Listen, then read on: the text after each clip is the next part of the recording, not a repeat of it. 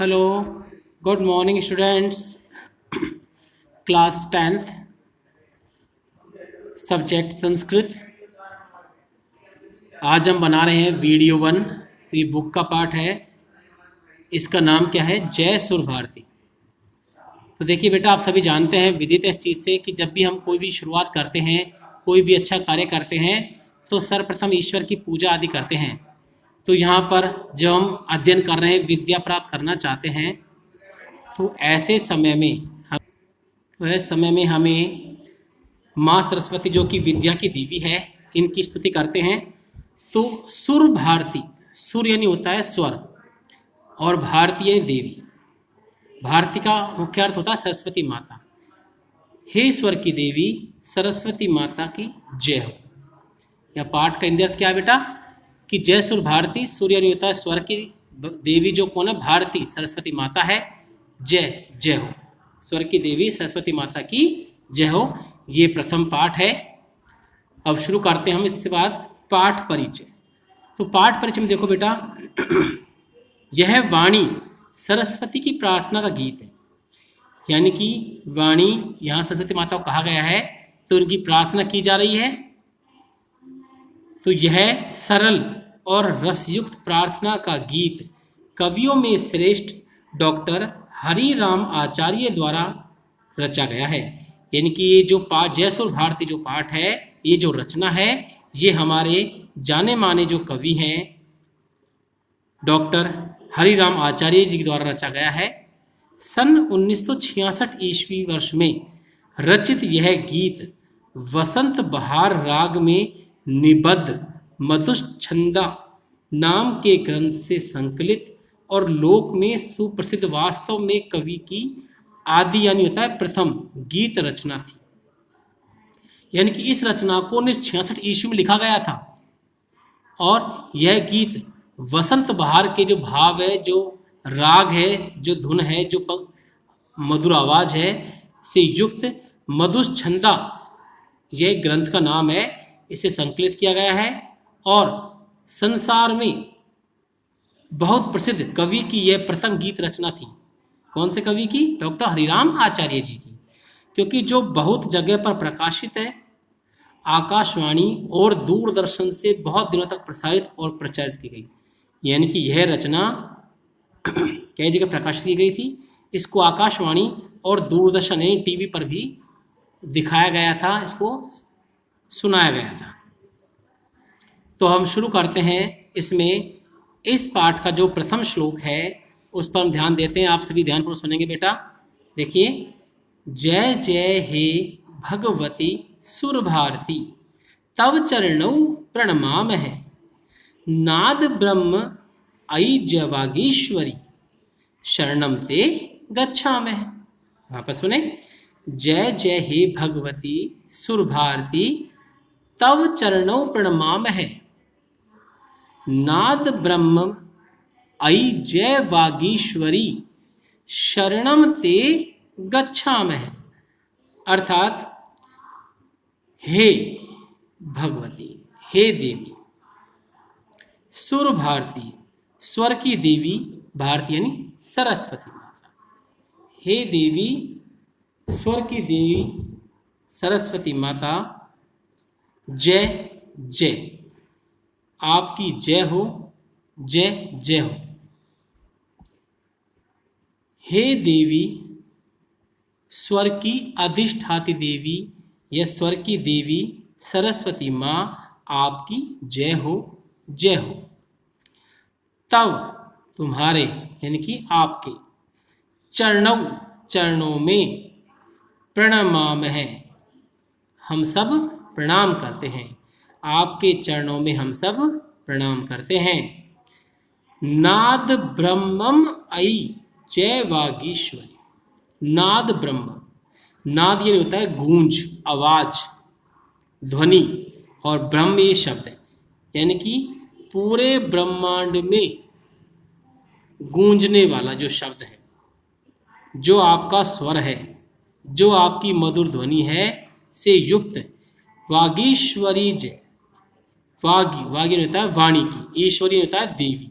हे वाणी की देवी जय, आपकी जय हो। आपके स्वरों की गूंज से युक्त ब्रह्मांड वाली हे वाणी की देवी, आपकी जय हो। शरणम ते गच्छामि, ते यानी तुम्हारी, यानी आपकी, शरणम शरण में, गच्छामि जाते हैं। इसको दोबारा पूरे को मैं रिपीट कर रहा हूं बेटा, एक बार फिर सुने आप। हे देवी, हे स्वर की देवी सरस्वती माँ, आपकी जय हो, जय हो। तब आपके चरणों में प्रणमामि, हम सब प्रणाम करते हैं। नाद ब्रह्मम आई, कि ब्रह्मांड में आपके स्वर की गूंज से युक्त वागीश्वरी, वाहे वाणी की देवी, जय, आपकी जय हो। शरणम ते गच्छामि, ते यानी आपकी, शरणम शरण में, गच्छामि जाते हैं। तो यहाँ पर हमने ये अभी पहला श्लोक का हिंदी अर्थ किया। यहाँ देखिए बेटा, आप सभी ध्यानपूर्वक, शब्दार्थ लिखा हुआ है, इसमें ये शब्दार्थ आपको अपनी क्लास वर्क कॉपी में लिखने हैं। इसके बाद इसका हिंदी अनुवाद है, ये जो मैंने आपको पढ़ाया है अभी, इसमें भी लिखा हुआ है, जो कि इसका पेज नंबर 247 है, 247 पर। तो ये आपको शब्दार्थ तो क्लास वर्क कॉपी में लिखना है, और जो इसका हिंदी अर्थ है वो आपको HW कॉपी में लिखना है, और साथ साथ में इसको याद भी करना है, यानी कि शब्दार्थ भी याद करने हैं और हिंदी अर्थ भी याद करना है। ये आपको ध्यान रहे बेटा। इसके बाद में, हाँ जी बेटा, देखिए अब इसके बाद हम श्लोक नंबर 2 शुरू करते हैं। तो दूसरा जो श्लोक है उसमें सुने। त्वम असि शरण्या त्रिभुवन धन्या, सुर मुनि वंदित चरणा, नवरस मधुरा, कविता मुखरा, स्मित रुचि रुचि आभरणा। वापस सुने। त्वमसि शरण्या त्रिभुवन धन्या, सुर मुनि वंदित चरणा, नवरस मधुरा, कविता मुखरा, स्मित रुचि रुचि आभरणा। देखिए बेटा, इसमें माँ सरस्वती के गुणों को प्रकाशित किया गया है, यानी कि माँ सरस्वती के गुणों के बारे में यहाँ जो कवि हरि रामा आचार्य जी हैं वो यहाँ पर माता के गुणों की प्रशंसा कर रहे हैं और बता रहे हैं कि माता के अंतर्गत कौन कौन से गुण हैं, तो उनके गुणों का बखान किया जा रहा है। तो देखिए आप ध्यानपूर्वक सुनिए। त्वम, तुम ही, शरण्या, शरण देने वाली, असि, हो, तुम ही शरण देने वाली हो, अर्थात शरणागत की रक्षा करने वाली। यदि आपकी शरण में जो भी आता है या कोई भी आता है तो आप उसको शरण देती हैं। त्रिभुवन धन्य, त्रिभुवन, त्रि यानी होता है तीन, भुवन यानी होता है लोक में, तीनों लोकों में धन्य, धन्य हो, तीनों लोकों में क्या हो आप, धन्य हो। सुर मुनि वंदित चरणा, सुर देवता, मुनि ऋषि मुनि के द्वारा वंदित, वंदनीय या पूजनीय, चरणा चरणों वाली हो, यानी कि देवता और ऋषि मुनि हमेशा आपके चरणों की पूजा करते हैं, हमेशा आपके चरणों की वंदना करते हैं। नवरस मधुरा, नवरस मधुरा यानी होता है बेटा 9 रसों की मधुरता से युक्त। 9 रस, अब 9 रस आप पढ़े होंगे रस के बारे में, माधुर्य रस, वीर रस, रोद रस, श्रृंगार रस, ये इस प्रकार के 9 रस होते हैं। इन 9 रसों की मधुरता से युक्त कविता मुखरा, कविता, एक कविता के द्वारा, कविता के माध्यम से, मुखरा प्रशंसा की जाने वाली, या कविता के द्वारा आपके गुणों को प्रकट किया जा रहा है। इस प्रकार स्मित यानी कि मंद मंद, रुचि रुचि आभरण, मंद मंद मुस्कान से युक्त, आभरण यानी होता है आभूषण, तो मंद मंद मुस्कान से युक्त आभूषणों वाली हो। वापस सुने।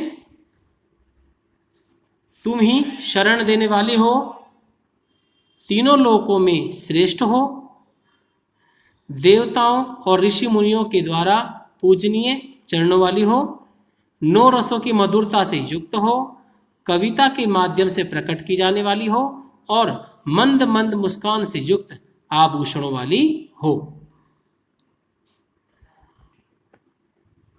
हाँ जी बेटा, तो देखिए इसके अंदर भी आपको यहाँ जो दूसरा श्लोक अभी मैंने हिंदी अर्थ बताया, ये आपको अच्छे समझ में आ गया होगा बेटा। तो आपको क्या करना है, घर पर इसमें भी वही जैसा पहले श्लोक में किया था, पहले श्लोक किया वही सेम आपको दूसरे श्लोक में भी करना है। वही CW कॉपी में आपको क्या करना है, इस दूसरे जो श्लोक के शब्दार्थ हैं ये आपको लिखने हैं। और आपको ये ध्यान रखना है कि शब्दार्थ के अंतर्गत जो आपको यहाँ संस्कृत शब्द है बराबर निशान लगाकर जो ब्रैकेट में लिखा हुआ है ना वो लिखना है, ठीक है। क्योंकि ये जो साथ में आगे जो लिखा हुआ है ये क्या है, इसका समानार्थ शब्द है संस्कृत वाला। आपको शरण्या और सामने लिख कर क्या लिखना है, सहारा। ये ध्यान रहे, इस प्रकार आपको लिखने हैं इसके शब्दार्थ। इसके बाद ये हिंदी अनुवाद जो मैंने आपको अभी भी समझाया और यहाँ भी लिखा हुआ है पेज नंबर 248 पर यानी 248 पर, ये भी आपको अपनी होमवर्क कॉपी में लिखना है। तो आपको शब्दार्थ और हिंदी अनुवाद दोनों लिखने भी हैं और आपको याद भी करने हैं और घर पर आपको नियमित ये अध्ययन करना है। ओके स्टूडेंट्स, आज का वीडियो बस इतना ही। अगले वीडियो में हम इससे आगे आपको और समझाएंगे।